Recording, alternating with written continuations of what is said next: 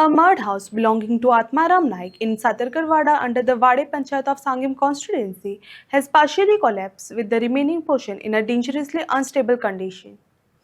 Fearing a major tragedy, Naik has appealed to MLA and the government for immediate assistance as the family is currently facing severe financial hardship.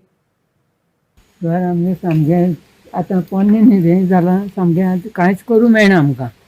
तेन्ना तें आतां मोडून पडल्या कांयच आदार ना कितें करता म्हणल्यार भावूय आसा बेकार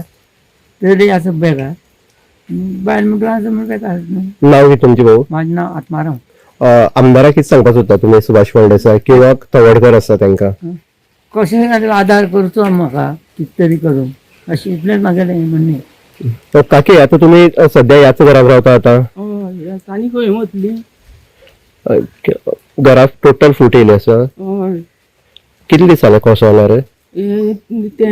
ते पयलीं कोसळ्ळेले वयले जाल्यार ते